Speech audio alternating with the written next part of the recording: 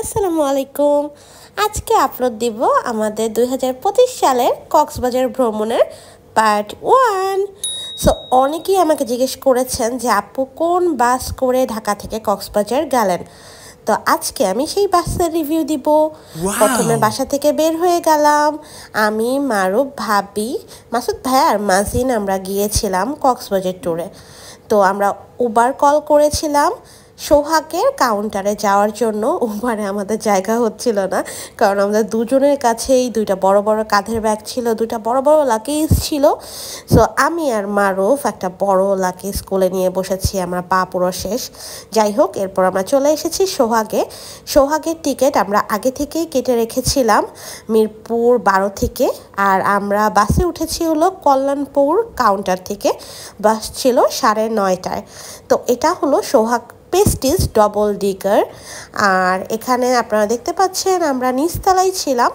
আমরা প্রথম সারির 4টা সিট পেয়েছিলাম লাকিলি। সো এখানে সিটগুলো খুবই কমফোর্টেবল, যেহেতু মাজিন খুবই ছোট, ওর জন্য তো আলাদা সিট নেওয়া সম্ভব ছিল না। সো ও মাসুদ ভাই আর ভাবের কোলেই ছিল।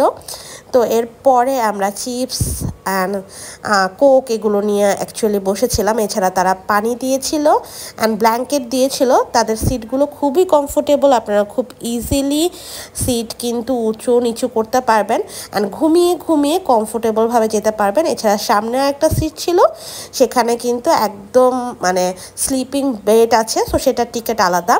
আচ্ছা, আমাদের সিটগুলোর টিকিট ছিল পার হেড 2200 টাকা করে।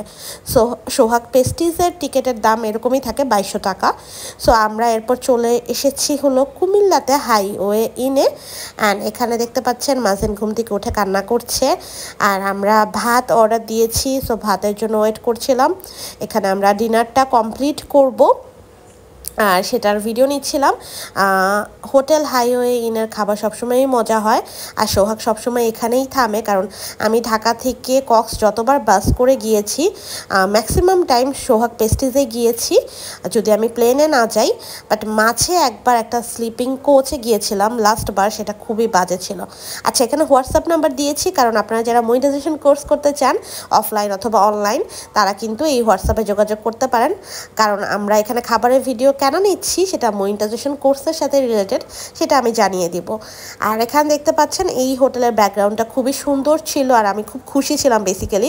সো এখানে ছবি তুলছিলাম, আপনারাও ছবি তুলতে পারেন।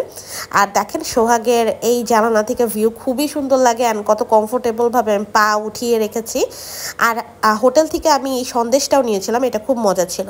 তো মাঝে ফজরের নামাজের জন্য এখানে চিটাগাঙে গাড়িটা থামে। সো আমরা এখানে ওয়াশরুমেও গিয়েছিলাম। এরপর মারুফ ঘুমিয়ে গেল একটুক্ষণের জন্য।